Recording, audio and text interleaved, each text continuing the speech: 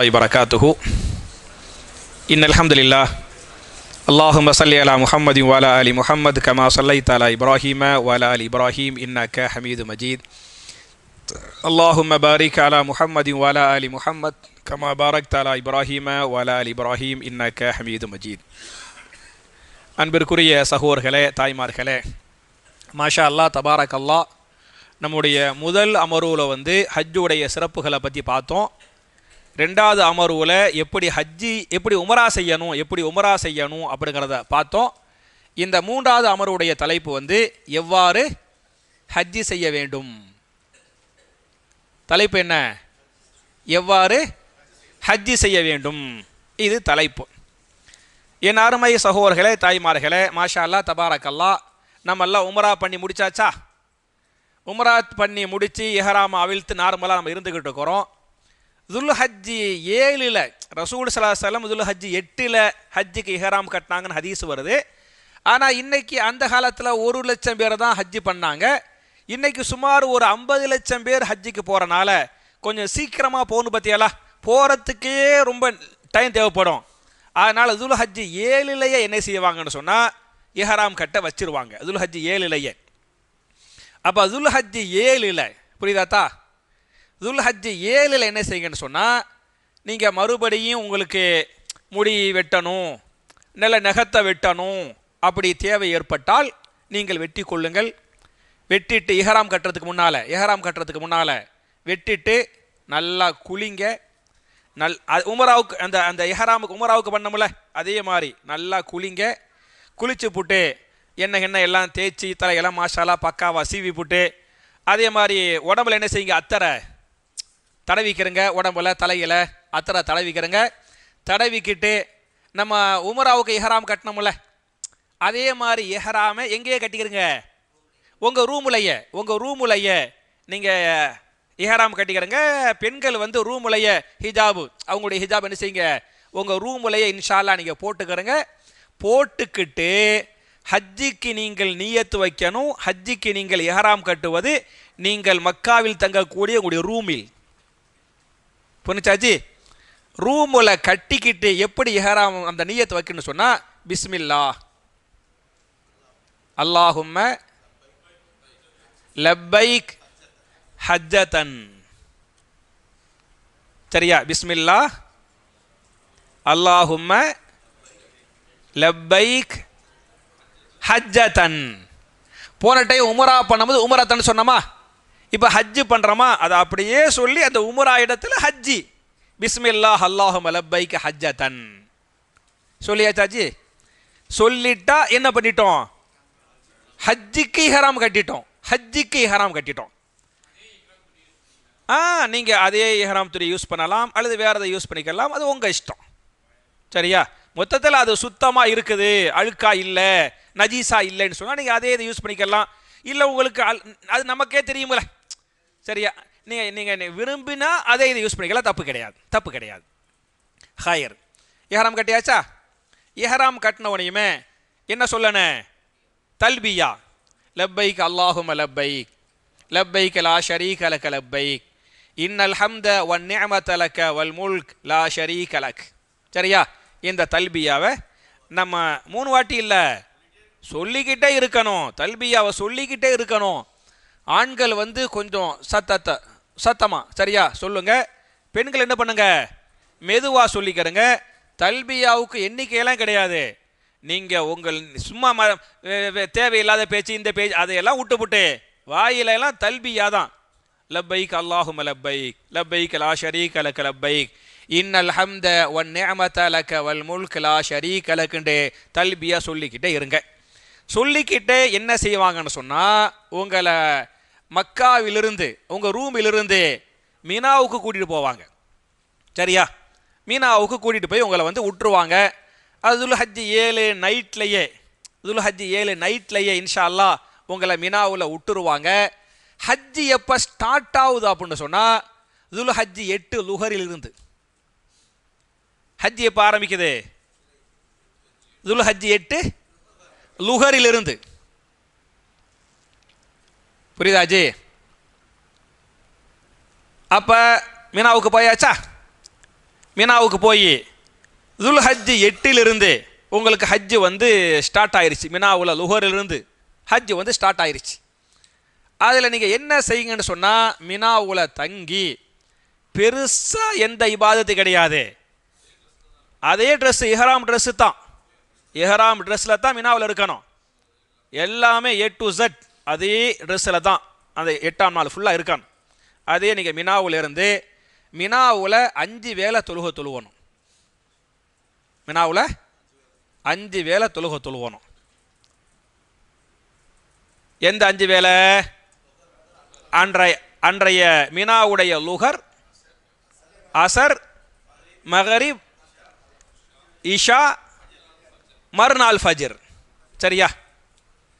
லுஹர்தா, அசரு, மகரிபு, இஷா, மறுநாள் காலை ஆயிருமில்ல, துல்ஹஜ் 9 ஆயிருமில்ல, அந்த 9 உடைய ஃபஜ்ர். புரிஞ்சாச்சு? இந்த 5 வேளை தொழுகை எங்கே தொழுவோம்? மீனாவில் தொழுவோம். இந்த தொழுகையை எப்படி தொழுவோன்னு சொன்னால், 4 ரக்காத் தொழுகையை 4 ரக்காத்தா தொழுவாம 2 ரக்காத்தா தொழுவோம். கசரு பண்ணணும். புரிஞ்சா? லுஹரை வந்து 4 ரக்காத் தொழுவக்கூடாது, 2 ரக்காத் தொழுவணும். சரியா? அது மாதிரி அசரை வந்து 2 ரக்காத்தா தொழுவணும், கசரு பண்ணன. அதே சமயத்தில் என்ன பண்ணக்கூடாது? ஜம்உ பண்ணக்கூடாது. என் பேச்சு புரியுதா? கசுறு என்று சொன்னால் 4ஐ 2ஆக சுருக்குவது. அப்படி சுருக்கி தொழ வேண்டும்.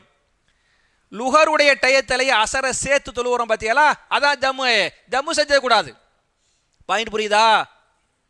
நீங்க 2 ரக்காத்தா லுஹரை தொழுவணும் லுஹர் டயத்தில். அப்புறம் அசரு டயத்தில் தான் அசரை 2 ரக்காத்தா தொழுவணும். பேச்சு புரியுதா?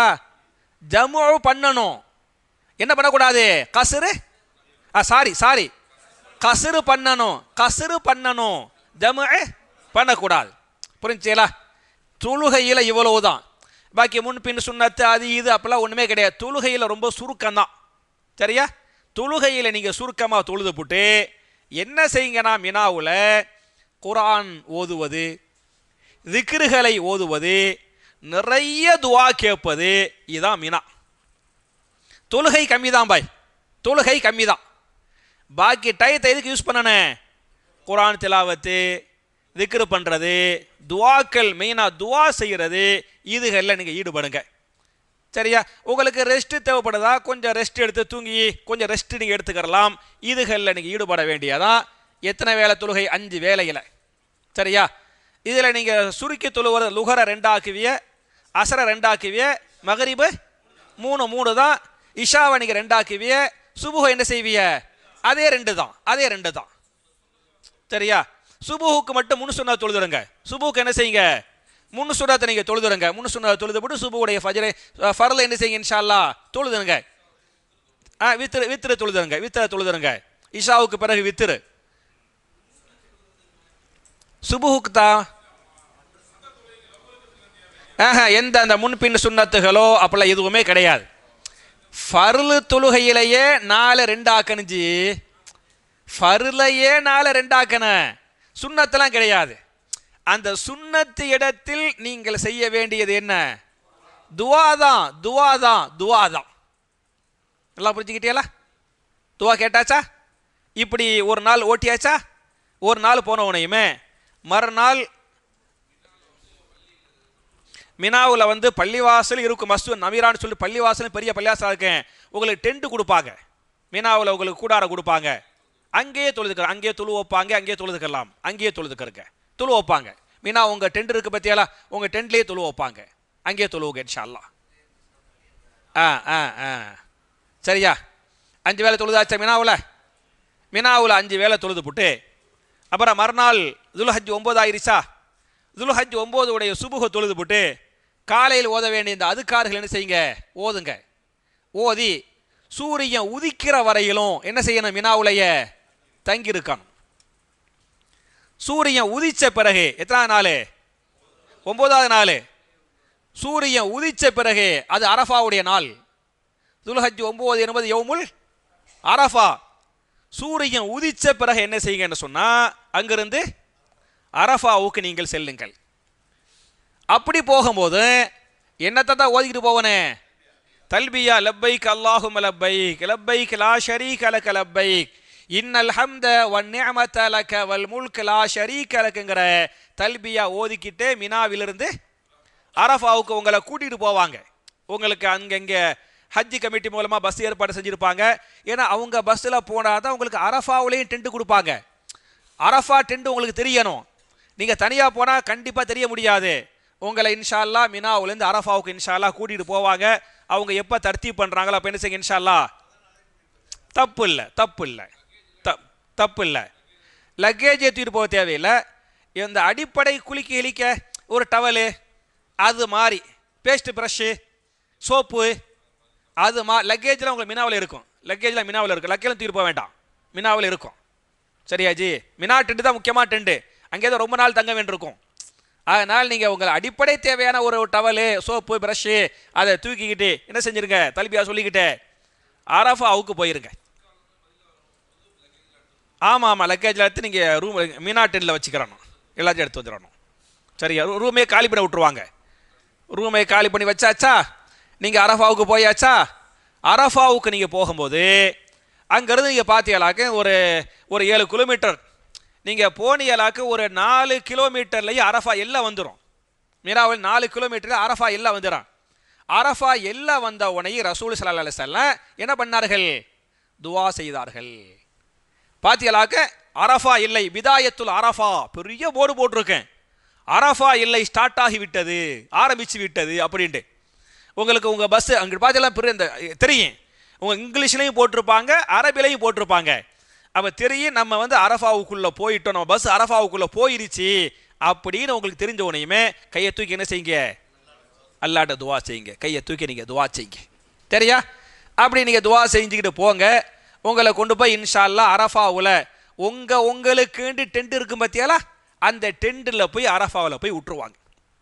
போய் சேர்றதுக்கு பார்த்தியாலாக்கும் எனக்கு தெரிஞ்சு ஒரு 10 மணிக்கோ 11 மணிக்கோ இன்ஷா அல்லாஹ் உங்களுக்கு லுஹருக்குள்ளே இன்ஷா அல்லாஹ் லுஹருக்குள்ளே உங்களை கொண்டு போய் உங்கள் அரஃபா டென்ட்டில் இன்ஷா அல்லாஹ் விட்டுருவாங்க. சரியாஜி?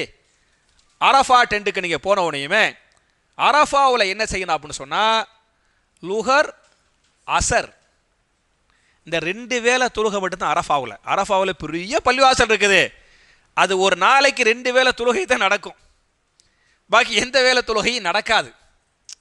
புரிஞ்சா? அப்போ அந்த அரஃபாவில் வெறும் 2 வேளை மட்டும் தொழுவணும். எந்த 2 வேளை? லுஹரும் அசரும். அது எப்படி தொழுவணும்னு சொன்னால், லுஹருக்கு முன்னால் ஒரு ஹுத்துபா கொடுப்பாங்க. உங்கள் டென்ட்டிலேயே ஏதாச்சும் ஒரு மல்லியும் ஒரு உஸ்தாத் என்ன செய்வான்னு சொன்னால், ஜும்மாவில் ஹுத்துபா கொடுக்குற மத்தியில் பயான் செய்கிற பற்றியாலா அது மாதிரி ஒரு ஹுத்துபா கொடுப்பாரு. ஒரு ஹுத்துபா கொடுத்து லுஹர் தொழுகையை 2 ரக்காத்தா தொழு வைப்பார். அப்புறம் உடனே எந்திரிச்சு அடுத்த இகாம சொல்லுவாங்க. அசரு தொழுகை 2 ரக்காத்து. மினாவில் கசுறு பண்ணணும், ஜம்மு பண்ணக்கூடாது. அரஃபாவில் என்ன செய்யணும், ஜம்முவும் பண்ணணும், கசரும் பண்ணணும். புரிஞ்சா புரியலையா? அரஃபாவில் ஜம்மு கசர், மாஷா அல்லா, அரஃபாவில் ஜம்மு கசர். ஓகே, இவ்வளவுதான் அரஃபாவில் தொழுகை. அரஃபாவில் தொழுகைய லுஹர் 2 ரக்காத்து, அப்புறம் என்ன அசர் 2 ரக்காத், ஹலாஸ் தொழுகை முடிஞ்சு போயிடுச்சு. பாக்கி நிறைய நேரம் இருக்கு. அப்போ என்ன செய்யணும், துவா தான். அப்போ நிறைய துவா செய்யணும். அரஃபாவுடைய நாள் மிக முக்கியமான நாள். அந்த அரஃபாவுடைய நாளில் நிறைய துவா செய்யுங்க, நிறைய குர்ஆனை ஓதுங்க, நிறைய திக்ரு பண்ணுங்க. ஒரு சஹாபி ரசூலுல்லாஹ் கேட்பாங்க, யா ரசூலல்லாஹ், அரஃபாவுடைய நாளில் நான் எந்த திக்ரை அதிகமாக ஓத வேண்டும் அப்படின்னு கேட்டாங்க. ரசூலுல்லாஹ் பதில் சொன்னாங்க, நீங்கள் அரஃபாவுடைய நாளில் அதிகம் ஓத வேண்டிய திக்ரு என்பது உங்கள் எல்லாருக்குமே தெரிஞ்ச திக்ரு தான். லா இலாஹ இல்லல்லாஹு வஹதஹு லா ஷரீக லஹு லஹுல் முல்கு வலஹுல் ஹம்து வஹுவ அலா குல்லி ஷைஇன் கதீர் என்பதை ஓதுங்கள் அப்படின்னு ஹதீஸ் இருக்குது. அப்போ இந்த திக்ரை ஓதுங்க. பாக்கி உங்களுக்கு என்னென்ன திக்ருகள் ஓத முடியுமோ ஓதுங்க. குறிப்பாக என்ன செய்யுங்க, நிறைய துவா செய்யுங்க. புரிஞ்சா? நிறைய ஹாஜிகள் என்ன செய்வான்னு சொன்னால், இந்த அரஃபாவில் ஜபலுர் ரஹ்மா அப்படின்னு ஒரு மலை இருக்கும். அங்கே தான் ஆதம் ஹவ்வா வந்து ஒன்றா சேர்ந்தாங்க அப்படின்னு ஒரு வரலாறு இருக்குது. அதனால் அந்த மலைக்கிட்ட பார்த்து அந்த மலை ஃபுல்லாக மக்கள் அப்படியே மலையை பார்த்தாலாக்கு மலைக்கே இஹ்ராம் கட்டா எப்படி இருக்கும், அது மாதிரி இஹ்ராம் கட்டின ஹாஜிகளாக மலை மேலே ஃபுல்லாக உட்காந்துக்கிட்டு இருப்பாங்க. அப்படிலாம் நீங்கள் அந்த மலையில் போய் ஏறணுங்கிற எந்த அவசியமும் கிடையாது. அரஃபா வந்து கடல் மாதிரி இருக்கு. உங்களுக்கு அரஃபாவில் எங்கே தங்க முடியுதோ அங்கே என்ன செய்யுங்க, இன்ஷா அல்லாஹ் தங்குங்க. உங்களுக்கு டென்ட் கண்டிப்பாக கொடுப்பாங்க. அந்த டென்ட்டில் என்ன செய்யுங்க, இன்ஷா அல்லாஹ் தங்குங்க. தங்கி ஒரு ஹுத்துபா, லுஹர் அசர், ஜம்மு கசரு, அப்புறம் என்ன துவா. எதுவரை நீங்கள் அரஃபாவில் தங்கணும்னு சொன்னால் அன்றைய சூரியன் மறையும் வரை. எதுவரை? அன்றைய சூரியன் மறையும் வரை. ஆமாம், அன்றைய சூரியன் மறைந்து விட்டால் எந்த நேரம் வந்து விட்டது? மகரிப் நேரம் வந்து விட்டது. மகரிப் நேரம் வந்து விட்டது. ஆனால் மகரிப் எங்கே தொழுவக்கூடாது? அரஃபாவில் தொழுவக்கூடாது. புரிஞ்சா பாய்? அரஃபாவில் லுஹரும் அசரும் தான். ஆனால் எது வரை தங்கணும்? மகரிப் வரை தங்கணும்.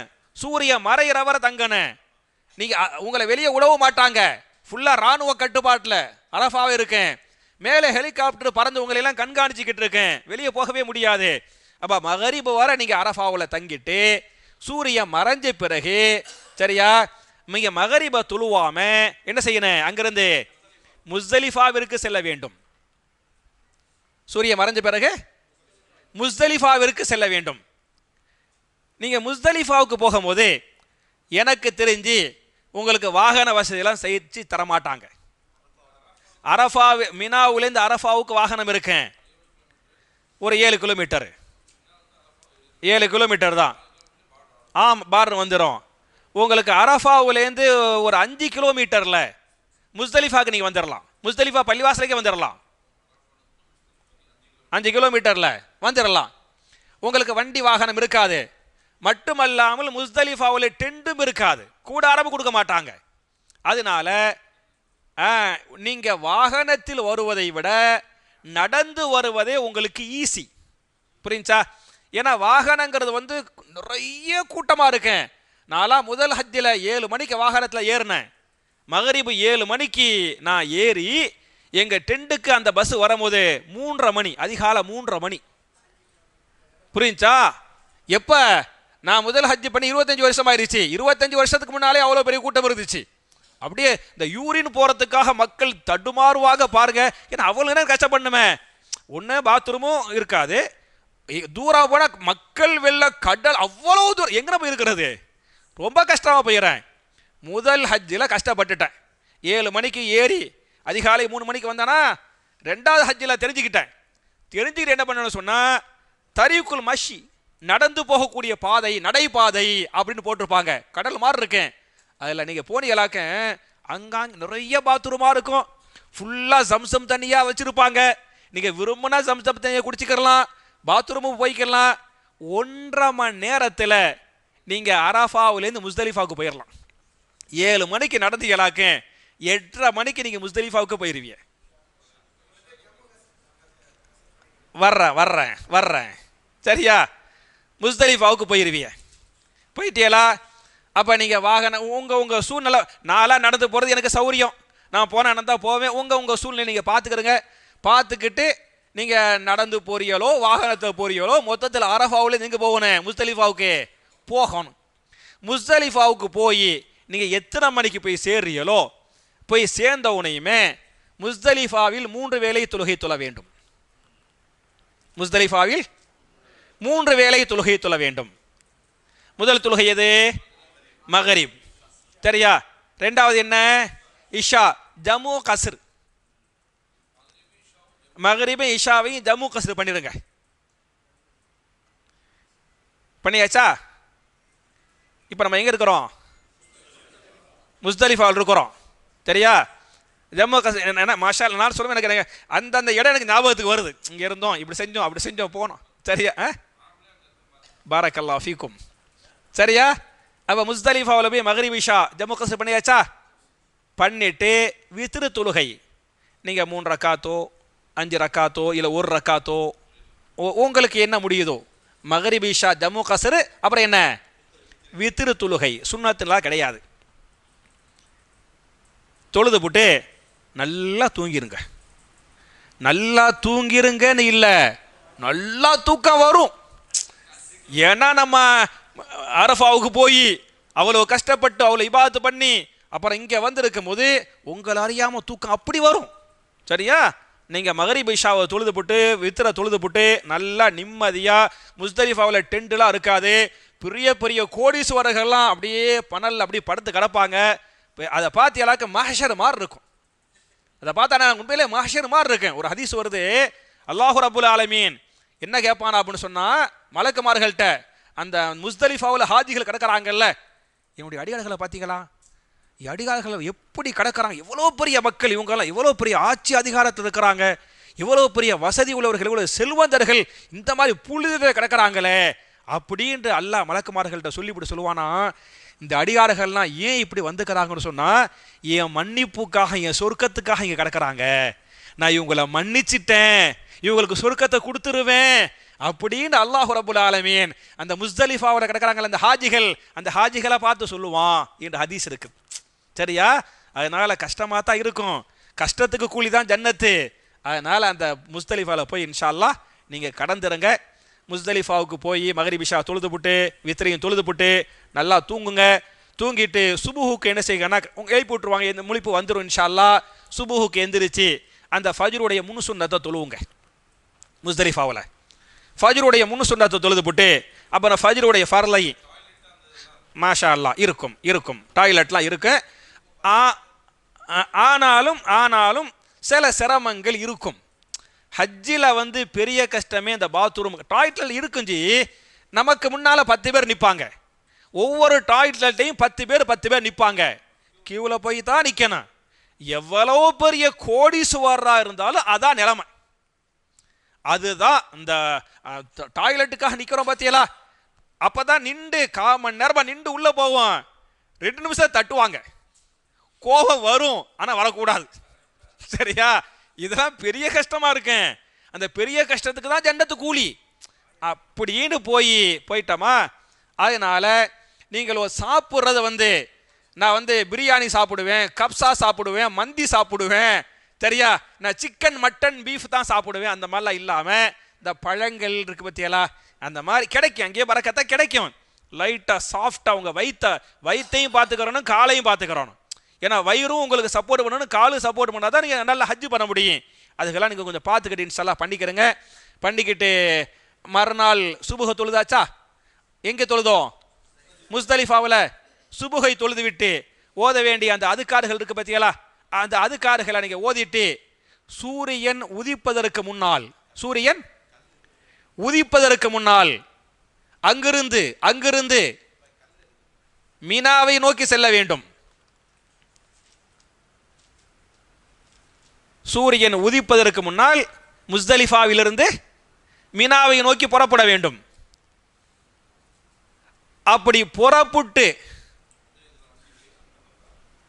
அதுக்கும் வண்டிலாம் தரமாட்டாங்க, அது முடிஞ்சு போச்சு, வண்டிலாம் தரமாட்டாங்க, கஷ்டம்தான்.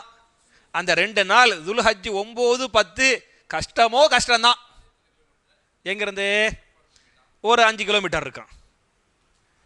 நான்லாம் நடப்பேன், 50 கிலோமீட்டர் பார்த்தேலாக ஹஜ்ஜுடைய 5 நாளில் 50 கிலோமீட்டர் நடந்துருவேன், நடையிலே வேலையை முடிச்சிருவேன். சரியா? என்னது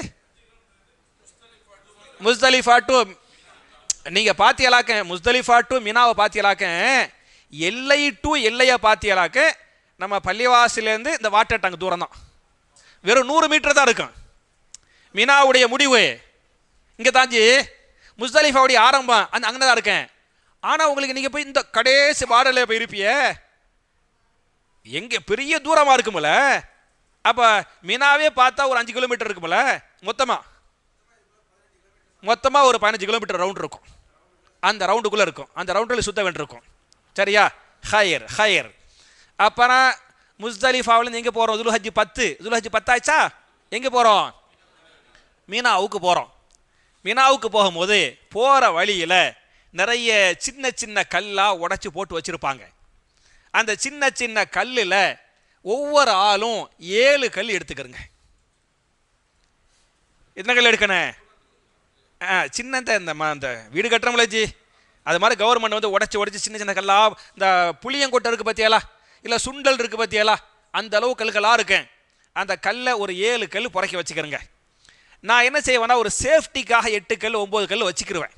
ஏன்னா கூட்டத்தில் 1-2 கல் மிஸ் ஆகிரும், வாய்ப்பு இருக்குது. ஒரு சேஃப்டிக்கு கொஞ்சம் கூடுதலாக வச்சுக்கிறது.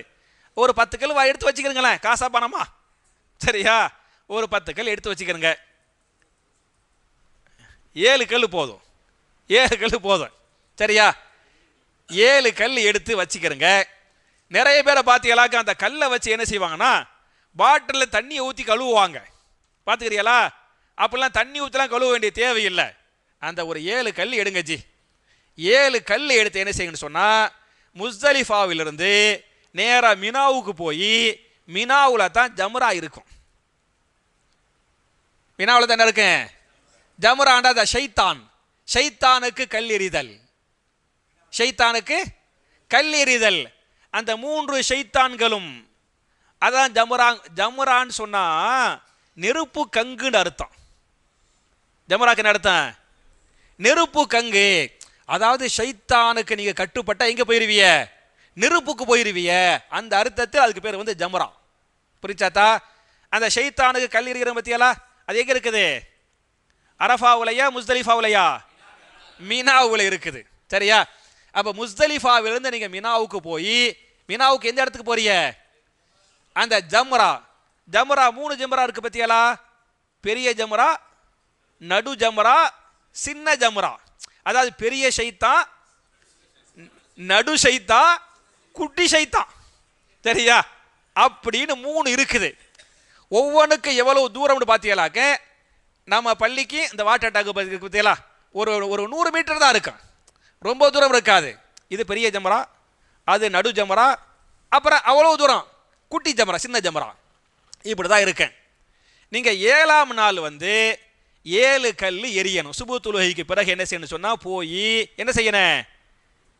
சூரியன்லாம் உதிச்சு, சாரி 10ஆம் நாள், 10ஆம் நாள் துல்ஹஜ் 10ஆம் நாள், துல்ஹஜ் 10ஆம் நாள் 7 கல் எடுத்து, துல்ஹஜ் 10ஆம் நாள் 7 கல் எடுத்து என்ன செய்யணும்? மினாவில் போய் ஜம்ராவுக்கு கல் எரியணும். ஜம்ராண்டா ஒரு இடம். அந்த இப்ராஹிம் நபியை ஷைத்தான் ஊசலாட்ட கொண்டு போட்டான் பத்தியாலா, அந்த இடம். அந்த இடத்துல போய் கல் எரியணும். 7 கல் மட்டும் எரியணும். பெரிய ஜம்ராவில் மட்டும்தான், பெரிய ஜம்ராவில் மட்டும்தான். குட்டி நடு ஜம்ரா, குட்டி ஜம்ராவுக்கெல்லாம் 10ஆம் நாள் இல்லை, புரிஞ்சா? எதுக்கு மட்டும் என்ன செய்யணும்? பெரிய ஜம்ராவில் மட்டும், பெரிய ஷைத்தானுக்கு மட்டும் என்ன செய்யணும்? 7 கல். என் பேச்சு புரியுதுல? புரியுதா? 7 கல் எரியன். அந்த 7 கல் எரியும் போது, ஒவ்வொரு கல்லும் எரியும் போது அல்லாஹு அக்பர், அல்லாஹு அக்பர், அல்லாஹு அக்பர் என்ற தக்பீர் சொல்லி கொண்டு எரிய வேண்டும். நீங்க ஜம்ராவை பார்த்தீங்களாக்க 4 மாடி இருக்கும், கீழே எரியலாம். அதுக்கு மேலே அப்படி என்ன செய்யும்? அந்த எக்ஸ்ட்ரா கட்டுற அந்த மின் தூக்கி அப்படி உங்களுக்கு தூக்கிட்டு போய் நின்றாலே போதும், கொண்டு போய் விட்டுரும். அடுத்த மாடிக்கு போகலாம், கடல் மாதிரி இருக்கேன். பெரிய அளவுக்கு உங்களுக்கு கஷ்டமே இருக்காது. பெரிய ஜம்ராவில் மட்டும் 10ஆம் நாள் 7 கல் எரியணும். எரிஞ்சாச்சா? எப்போ நீங்கள் 10ஆம் நாள் 7 கல் எரிஞ்சிட்டீங்களோ, அதோடு உங்களுடைய தல்பியாவை நிறுத்தி கொள்ள வேண்டும். முக்கியமான பாயிண்ட், அதோடு தல்பியாவை நிறுத்தி கொள்ள வேண்டும். தல்பியாவை எப்போ ஆரம்பித்தோம்? இஹ்ராம் கட்டணோன்னு ஆரம்பித்தோம், சரியா? மக்காவில் அந்த துல்ஹஜ் 10 பெரிய ஜம்ராவில் கல் எறிஞ்சோம் மத்தியாலா, கல் எறிஞ்ச கையோடு ஜம்ரா இது தல்பியா க்ளோஸ், ஹலாஸ் முடிச்சு, சரியா? தல்பியாவை நிறுத்திக்கிட்டு கல் எறிஞ்சாச்சா முதல்ல. 2வது என்ன செய்யணும் அப்படின்னு சொன்னால், குர்பானி கொடுக்க வேண்டும். 2வது குர்பானி கொடுக்க வேண்டும். துல்ஹஜ் 10 செய்ய வேண்டிய இபாதத்து சொல்ல வர்றேன். முதல்ல என்ன பண்ணோம்? கல் எறிஞ்சோம், சரியா? பெரிய ஷைத்தானுக்கு மட்டும் 7 கல் எறிஞ்சோம். 2வது என்ன செய்யணும்? குர்பானி கொடுக்கணும். குர்பானி நீங்கள் கஷ்டப்படவெல்லாம் தேவையில்லை, அங்கேயே பேங்க் வச்சு இருக்கும், கவர்மெண்ட் வச்சுருப்பாங்க. நீங்கள் கொடுத்தீங்களாக கரெக்டாக உங்கள் பேரோடு அக்பர் இல்லையா, அக்பர் ஒரு ஆட்டை பிடிச்சி வச்சு அதிலே போட்டிருக்கும், அக்பர்லின்னு போட்டிருக்கும். இப்ராஹிமா ஒரு ஆட்டுக்கு அப்படி போட்டு வச்சு மாஷா அல்லாஹ் தபாரக்கல்லா கவர்மெண்ட் பக்காவாக பண்ணுறோம், ரொம்ப கரெக்டாக பண்ணுறாங்க. இன்னும் சொல்ல போனால் ஒரு 100 ரியால் உங்கள்கிட்ட ஜாஸ்தியாக வாங்குவாங்க. அதை வாங்கி அதை அறுத்து பதப்படுத்தி வெளிநாடுகளுக்கு சதக்காவை அனுப்பி விட்ருவாங்க. சரியா, அதை பண்ணுறதா உங்களுக்கு சேஃப்டி. கொஞ்சம் காசு கொஞ்சம் ஜாஸ்தியாக தான் இருக்கு. சில பேரை பார்த்தீங்களாக்க நானே போய் ஆட்டை வாங்கி அறுப்பேன் அப்படிங்குவாங்க. அதெல்லாம் ரொம்ப கஷ்டம், மற்ற இபாதத்து போயிடும். அதனால் நீங்கள் வந்து பேங்கில் என்ன செய்யுங்க, கவர்மெண்ட்டே பேங்க் வச்சுருப்பாங்க, அந்த சவுதி கவர்மெண்ட் அந்த பேங்கில் கட்டி விட்டுங்க குர்பானிக்கு. உங்கள் ஃபோன் நம்பர் தருவாங்க, கேட்பாங்க, உங்கள் ஃபோன் நம்பருக்கு மெசேஜ் வந்துடும், உங்கள் ஆடு வந்து அறுக்கப்பட்டது அப்படின்னு வந்துடும். சரியா, அப்போ குர்பானி அவங்களே எடுத்துக்கிட்டாங்க, குர்பானி கொடுத்தாச்சு. 2வது. 3வது, ஆண்கள் மொட்டை அடிக்க வேண்டும். என்னத்தா அதுக்கப்புறம் ஏன் நோன்பு வைக்கிறிய? அரஃபா நோன்பு ஹாஜிகளுக்கு இல்லை, அரஃபா நோன்பு ஹாஜிகளுக்கு இல்லை. அரஃபா நோன்பு ஹாஜிகளுக்கு இல்லை என்று சொல்வது மாத்திரமல்லாமல் அவங்களுக்கு வந்து பெருநாள் தொழுகையே இல்லை. ஹாஜிகளுக்கு பெருநாள் தொழுகையே இல்லை. ஹாஜிகள் ஹஜ்ஜு பண்றாங்கல்ல, அதுதான் பெருநாள். அரஃபாவுக்கு போனாங்க பத்தியலா, அதுதான் பெருநாள். அதனால அவங்களுக்கு நோன்பு, அரஃபா நோன்பு கிடையாது, அவங்களுக்கு ஹஜ்ஜு பெருநாள் தொழுகை கிடையாது. அதை விட பெரிய இடத்த போய் நிற்கிறாங்க. சரி, அதனால அவங்களுக்கு அதெல்லாம் கிடையாது. சரியாத்தா? அப்புறம் ஜம்ராவில் களி எறிஞ்சாச்சா? முதல்ல களி எறிஞ்சோமா, 2வது என்ன செஞ்சோம், குர்பானி கொடுத்தோமா, 3வது என்ன செஞ்சோம், தல்பியா நிப்பாட்டிக்கிட்டாச்சு. தல்பியா நிப்பாட்டிக்கிட்டு குர்பானி கொடுத்தோம். அப்புறம் மொட்டை அடித்தோம். பெண்கள் வந்து முடிய வெட்டிக்கிட்டாங்க. மினாவில் தான், எல்லாம் மினாவில் தான், எல்லாம் இது மினாவில் நடக்குது. குர்பானி மினாவில் தான் இருப்பாங்க. குர்பானி என்ன தான் இருப்பாங்க, மினாவில் தான் இருப்பாங்க. ஜம்ராவில் களி எறிவது மினாவில் தான். மொட்டை அடிக்கிறாங்க பத்தியாலா, ஃபுல்லாக பார்த்தியாலாக்க மினாவில் தான் மொட்டை அடிப்பாங்க. இதெல்லாம் மினாவில் தான் நடக்க போகுது. இந்த 3ஐயும் நீங்கள் செய்துவிட்டால் இஹ்ராமை அவிழ்த்து விடலாம். இந்த 3ஐயும் நீங்கள் செய்துவிட்டால் இஹ்ராமை அவிழ்த்து விடலாம், கலைந்து விடலாம். கண்டிப்பா 3ஐயும் செய்யணும். ஷைத்தானுக்கு கல்லி எறியணும், குர்பானி கொடுக்கணும், அப்புறம் என்ன செய்யணும், மொட்டை அடிக்கணும். இந்த 3ஐயும் செய்தால் என்ன செஞ்சுக்கலாம், இஹ்ராமை கலைஞ்சிடலாம். ஆச்சா, நல்லா புரியுதா? அப்புறம் 4வது அன்னைக்கு என்ன செய்யணும் அப்படின்னு சொன்னால், காபத்துல்லாவில் போய் தவாஃப் செய்யணும். நீங்கள் இஹ்ராமை கலைஞ்சிக்கிட்டு நார்மல் உங்கள் ட்ரெஸ்ஸோடு இந்த மாதிரி போட்டுக்கிட்டு போய் என்ன செய்யணும், காபாவில் போய் தவாஃப் செய்யணும். அந்த தவாஃபுக்கு பேர் தவாஃபு ஜியாரா.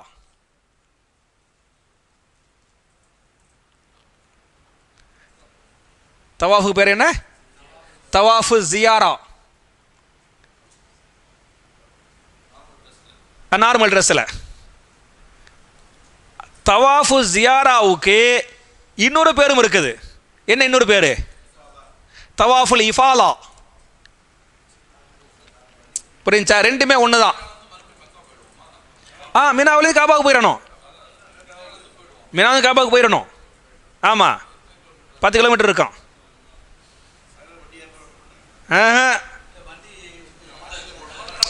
அதான் ஏற்பாடெல்லாம் செய்ய மாட்டாங்க, வண்டி ஓடும், கண்ணா பின்னான்னு காசு கேட்பாங்க.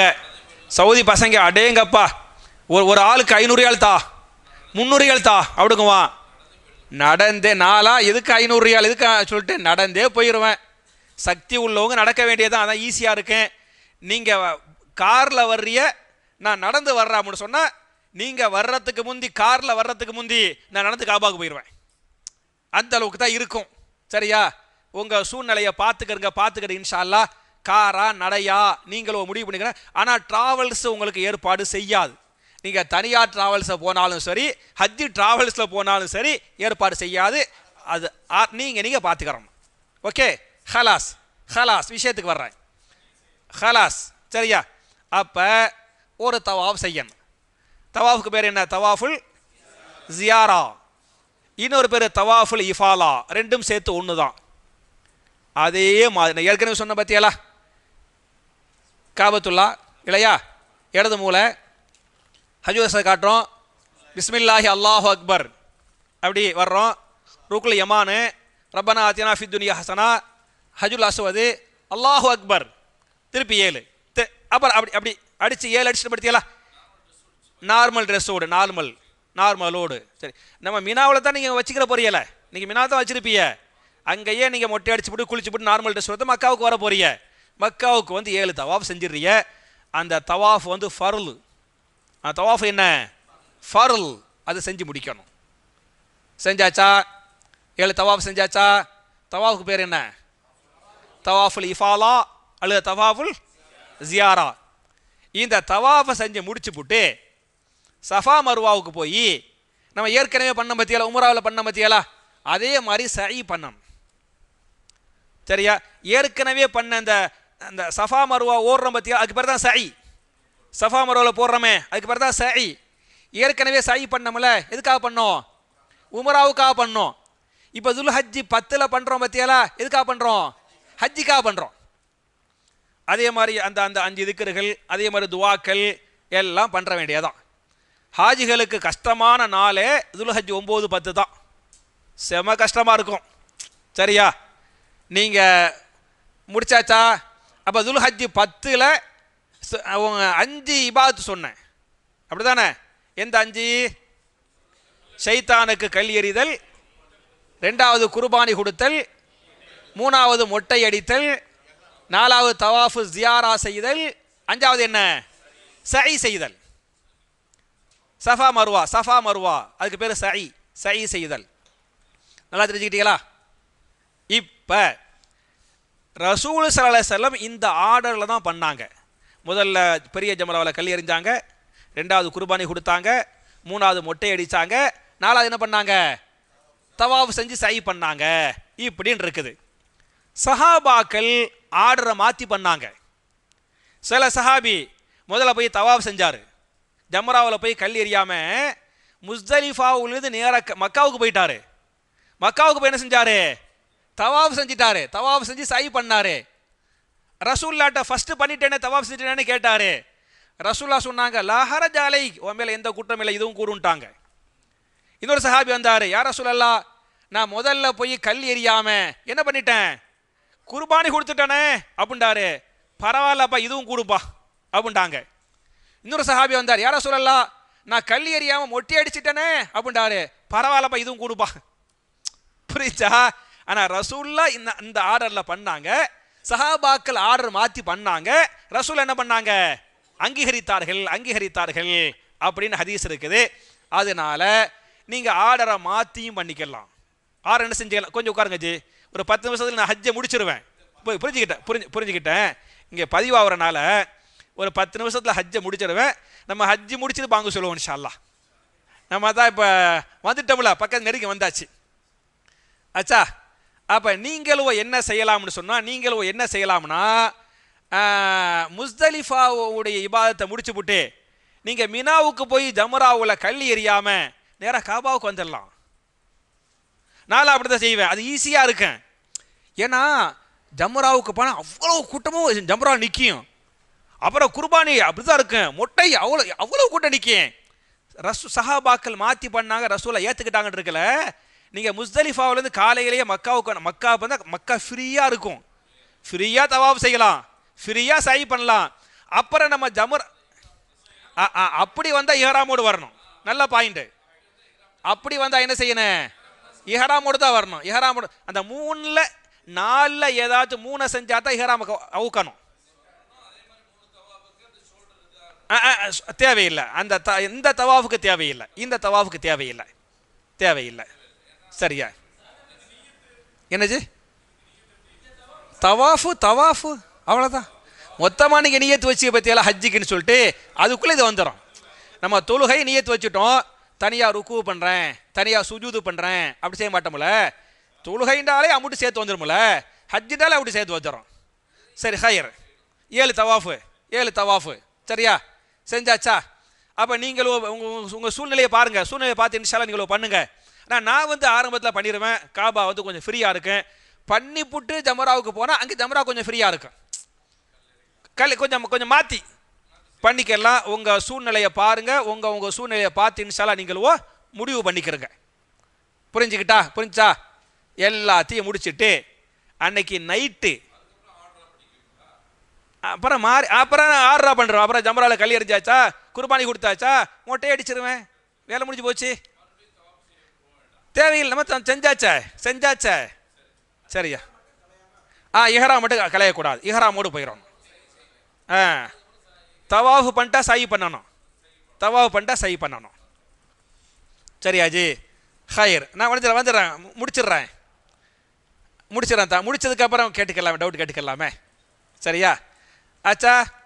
அப்போ அன்னைக்கு நைட்டு பிறை 11 அப்படி தானே?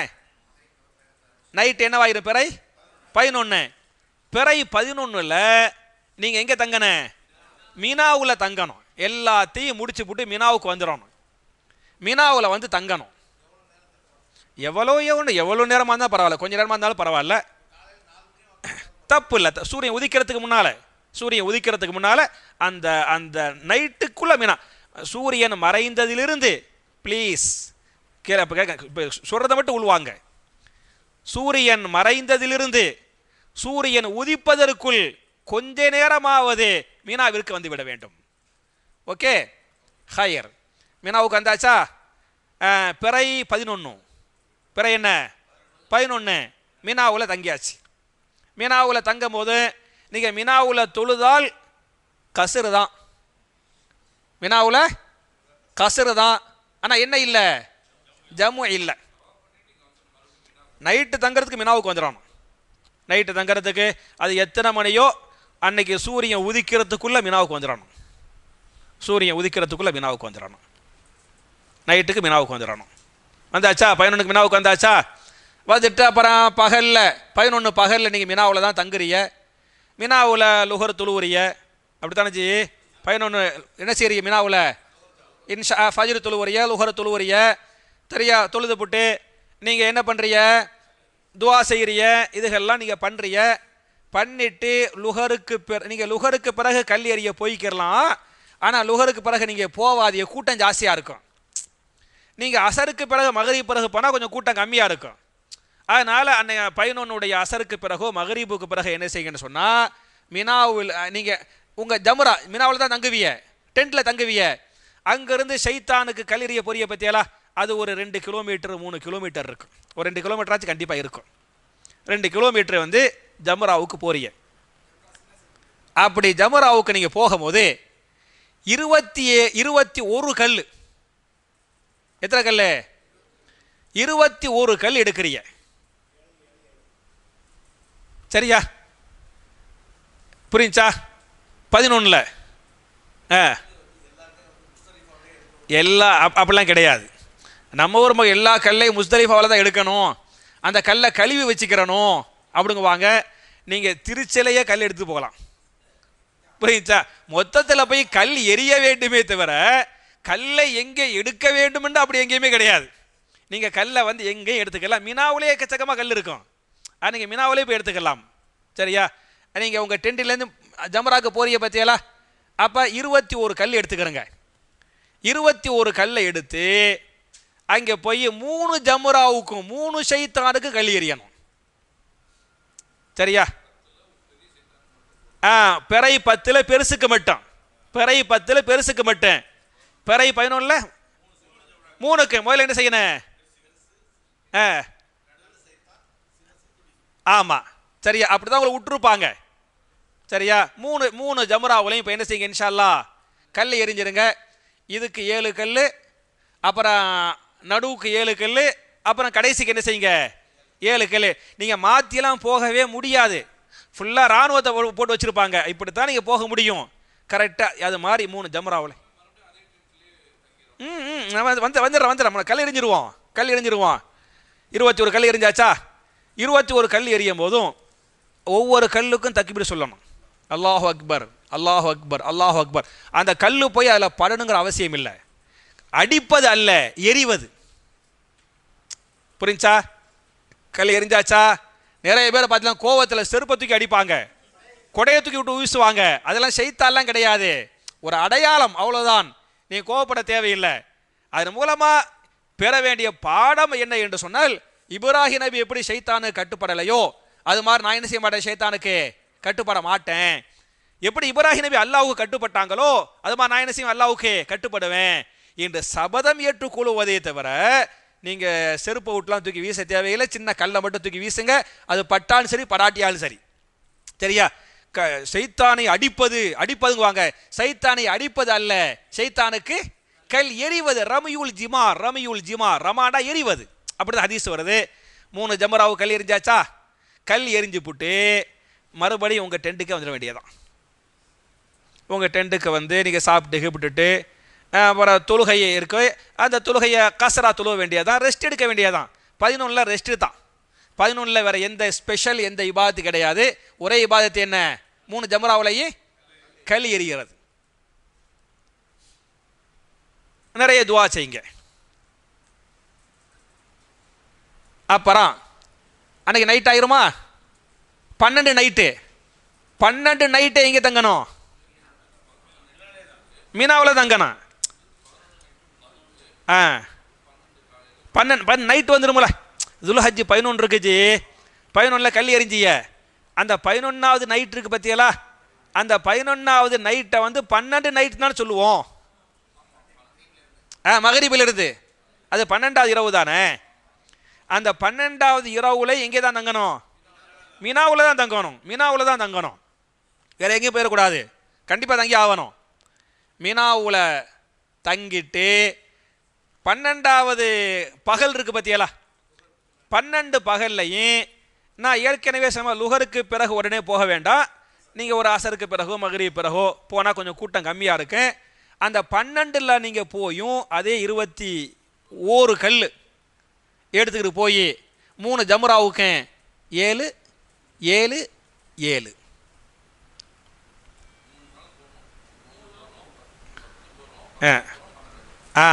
10 போனோம். 10ல் பெரிய ஜமராவுக்கு மட்டும் 7 கல் எறிஞ்சோம். 11ல் 3 ஜமராவுக்கு 7 7 7 எரிஞ்சோம். என்னத்தா எனக்கு தெரிஞ்ச கூட்டம் வந்து நைட்டில் கம்மியாக இருக்கும், மகரிப் பிறகு கம்மியாக இருக்கும், இஷாவுக்கு பிறகு கம்மியாக இருக்கும், நைட்டில் தான் கம்மியாக இருக்கும். பகலில் கூட்டம் ஜாஸ்தியாக இருக்கும். இல்லை உங்களை மறுநாள் வர்றதுக்கு முன்னால் 11 கல்ல 11க்குள்ளே முடிக்கணும், 12க்கு போயிடக்கூடாது. சரியா? அந்த நாளுக்குள்ள இன்ஷா அல்லாஹ் எரிஞ்சு முடிச்சிருங்க. அது கல் எறிவதற்கு அல்லஜி, அது கல் எறிவதற்காக. கல் எறிவது வந்து சூரியனை வச்சுத்தான். மறுநாள் சூரியன் உதிக்குது பத்தியலா, அதுக்கு முன்னால் போய் கல் எறிஞ்சிடாம. சில இபாதத்துக்கு வந்து சூரியன், சில இபாதத்துக்கு வந்து சந்திரன். கல் எறிவது வந்து சூரியனை வச்சு தான் கல் எறிவது. சரியா? ஹயர். அப்போ 11ல் 12லையும் கல் எறிஞ்சாச்சா, 3லையும் கல் எறிஞ்சாச்சா. சரியா? எத்தனை கல் எறிஞ்சோம் மொத்தமாக? 7 49 கல் எறிஞ்சிட்டோம் இது வரையிலும். புரிஞ்சா? நீங்கள் 12ல் கல் எரிஞ்சு முடிச்சிட்டியே அப்படின்ட்டு சொன்னால் 13 நைட்டும் மினாவில் தங்கிறது சுன்னத்து. 13 நைட்டு மினாவில் தங்கிறது சுன்னத்து. ஆனால் முக்காவாசி ஹாஜிகள் வந்து 12ல் கல் எரிஞ்ச கையோடு என்ன செஞ்சிருவாங்க, மினா விட்டு அவங்க ரூமுக்கு போயிடுவாங்க. பக்கத்தில் அசீசியாங்கிற ஒரு இடம் இருக்கும், அங்கே ஹாஜிகளுக்கு ரூமு கொடுத்துருப்பாங்க. அந்த ரூம் மினாவை காலி பண்ணிவிட்டு அந்த 12ஓடு ரூமுக்கு போயிடுவாங்க. அப்படி நீங்கள் விரும்பினால் போகலாம். ஆனால் சிறந்தது எது என்று சொன்னால், எது சிறந்தது? 13 இரவிலும் மினாவில் தங்குவதே சிறந்தது. புரிஞ்சா? குர்ஆன் எடுத்தாங்களே. ஜஸாக்கல்லாஹு ஹைரா. சரியா? புரிஞ்சாத்தா? 12 முடிச்சாச்சா? 12 முடிச்சு முக்காவாசி ஹாஜிகள் போயிடுவாங்க. ஆனால் நாளாக வந்து போக மாட்டேன். நாளாக மாஷா அல்லாஹ் நான் பண்ண எந்த ஹஜ்ஜாக இருந்தாலும் 12 முடிச்சு நான்லாம் வந்து மினா விட்டு போயிட மாட்டேன். நான் 13 நைட்லேயும் தங்குவேன். 13 நைட்டில் மினாவில் தங்கினது மட்டும் இல்லாமல் 13ல் என்ன செய்யணும் அப்படின்னு சொன்னால், அதே மாதிரி 3 ஜம்ராவில் போய் கல் 7 7 7 அப்படின்னு எரியணும். இது சிறந்தது. இது என்னது? சிறந்தது. அசருக்கு நீங்கள் 13 போனீங்களாக்க லுகருக்கு பிறகு காலை போகக்கூடாது பாய். லுகருக்கு பிறகு கூட்டம் கம்மியாக தான் இருக்கும். அசருக்கு பிறகு கூட்டம் கம்மியாக தான். 13 வந்து கூட்டம் கம்மியாக இருக்கும். 11, 12 கூட்டம் ஜாஸ்தியாக இருக்கும். புரியுது? 11, 12, 13 கூட்டம் ஜாஸ்தியாக இருக்கும். புரியலையோ? புரியுதுல?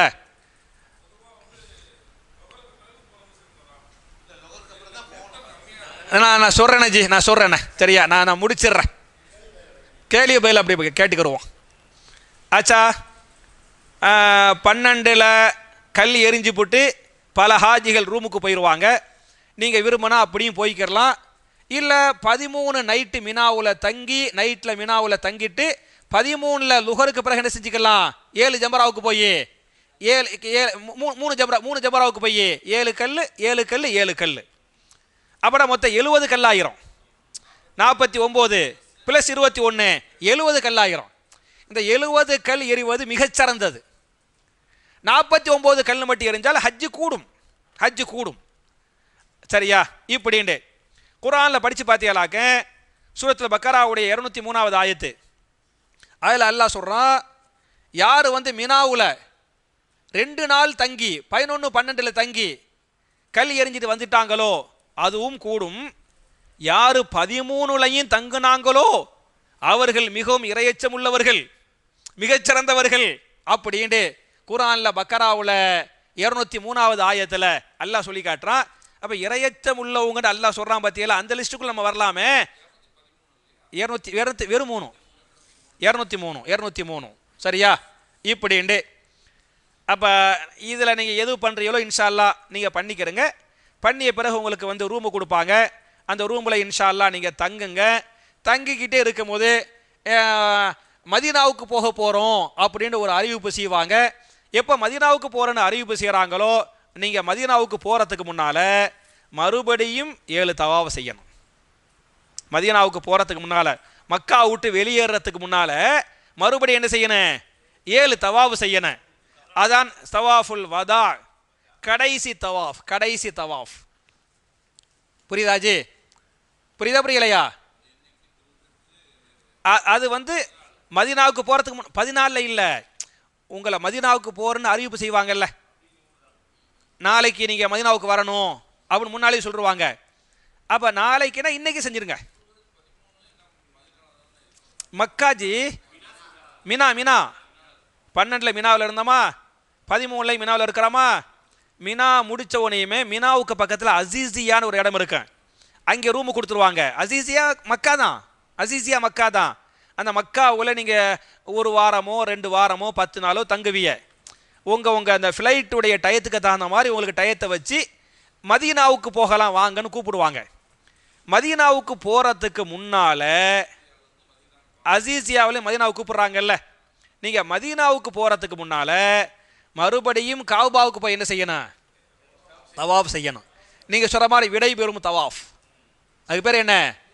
விடை பெறும் தவாஃப் அல்லது கடைசி தவாஃப் அல்லது தவாஃபுல் வதா. சரியா? எப்படியும் நீங்கள் சொல்லிக்கிறங்க.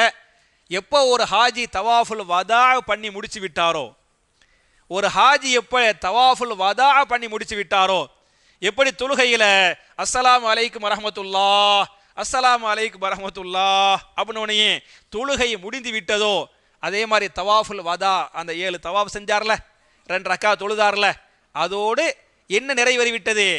ஹஜ்ஜி நிறைவேறிவிட்டது, ஹஜ்ஜு முடிஞ்சு விட்டது.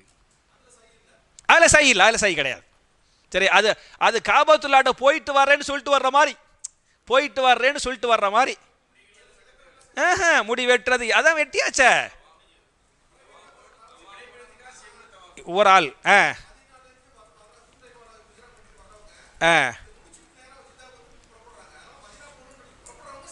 புறப்புறவு பண்ண வேண்டியதான்.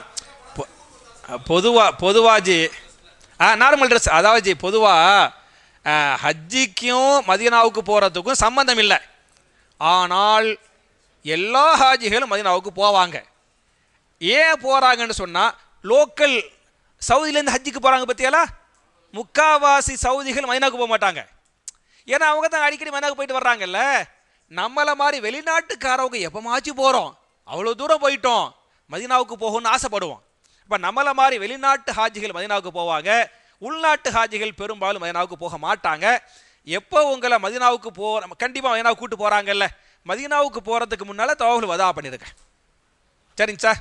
அப்போ தவாஃபுல் வதா பண்ணிட்டா என்ன பண்ணி முடிச்சிட்டீங்க? ஹஜ்ஜி பண்ணி முடிச்சிட்டிய. ஹஜ்ஜி பண்ணி முடிச்சு மக்கா விட்டு புறப்படும் போது ஒரு துவா ஓதிட்டு போங்க. ஹதீஸ் வருது, மக்கா விட்டு புறப்படும் போது என்ன துவா ஓதுன? ஆயிபூன தாயிபூன ஆபிதூன சாஜிதூன லிரப்பினா ஹாமிதூன் சதகல்லாஹு வஅதா வனசர அபுதா வஹஸமல் அஹஸாப வஹதா. மறுபடியும் கேட்பேன், சரியா? ஈஸி தான். இது புகாரிலே திரும்பியில் இந்த ஹதீஸ் வருது. ஆயிபூன வர்ற ஆயிபூன தாயிபூன ஆபிதூன சாஜிதூன லிரப்பினா ஹாமிதூன் சதகல்லாஹு வஅதா வனசர அபுதா வஹஸமல் அஹஸாப வஹதா. இதுதான் கடைசி துவா. இதுதான் கடைசி துவா. கடைசி தவாஃப் செஞ்சுட்டு கடைசி துவாவை அல்லாட்ட சொல்லிவிட்டு நீங்கள் புறப்பட்டுருங்க. இந்த துவா புகாரிலையும் திரும்பியிலையும் இந்த ஹதீஸ் வருது. நான் வேண்டாம் நம்பர் இன்ஷா அல்லாஹ் உங்களுக்கு பார்த்த நம்பர் இன்ஷா அல்லாஹ் போட்டு விட்றேன், சரியா? என்னஜி? ஆயிபூன தாயிபூன ஆபிதூன சாஜிதூன லிரப்பினா ஹாமிதூன் சதகல்லாஹு வஅதா வனசர அபுதா வஹஸமல் அஹஸாப வஹதா. சரியா ஜி? இதுதான் துவா. இதை முடிச்சுட்டு நீங்கள் மாஷா அல்லான்னு சொல்லிட்டு மதீனாவுக்கு போங்க. மதீனாவுடைய இபாதத்துகளை இன்ஷா அல்லாஹ் முடிச்சுட்டு இன்ஷா அல்லாஹ் அல்லாஹ்வுடைய பாதுகாப்போடு இன்ஷா அல்லாஹ் நீங்கள் ஊருக்கு வந்து சேருங்க. இதான் ஹஜ்ஜி என்பது. அப்போ முதல்ல ஒரு உமரா பண்ணிவிட்டு ரெண்டாவது ஹஜ்ஜு பண்ணிட்ட மத்தியாலா, இந்த ரெண்டை பண்ணிவிட்ட காரணத்தால் நம்ம செஞ்ச ஹஜ்ஜுக்கு பேர் என்ன? தமத்து ஹஜ்ஜி. நபிகள் நாயகம் ஸல்லல்லாஹு அலைஹி வஸல்லம் அவங்க ஹஜ்ஜை எப்படி அல்லாஹ் ஹஜ்ஜுன் மபூரூராக ஏற்றுக்கொண்டானோ, அல்லாஹ் அங்கீகரித்தானோ, அதே மாதிரி நீங்கள் பண்ணக்கூடிய ஹஜ்ஜை ஹஜ்ஜுன் மபூரூராக அல்லாஹ் ஆக்கி அருள்வானாக. அந்த ஹஜ்ஜின் மூலமாக நீங்கள் செய்த எல்லா விதமான பாவங்களையும் அல்லாஹ் மன்னிக்கட்டும். ஹஜ்ஜின் மூலமாக ஜன்னத்துல் ஃபிர்தௌஸை நாம் எல்லோருக்கும் அல்லாஹ் தரட்டும். ஹஜ்ஜின் மூலமாக நம்முடைய வறுமையை அல்லாஹ் நீக்கட்டும். நம்முடைய பொருளாதாரத்தை அல்லாஹ் அதிகப்படுத்தட்டும். அல்லாஹ் கொடுத்த ஒவ்வொரு விஷயத்திலும் அல்லாஹ் பரக்கத்து செய்வானாக என்ற துவாவோடு முடிக்கிறேன். ரப்பனா ஆத்தினா ஃபித் துன்யா ஹஸனத்தன் வஃபில் ஆஹிரத்தி ஹஸனா வகீனா அதாபன்னார் வஆஹிரு தஅவானா அனில் ஹம்துலில்லாஹி ரப்பில் ஆலமீன். அஸ்ஸலாமு அலைக்கும். ஜமால் பாய் வச்சிக்கிருவோம்.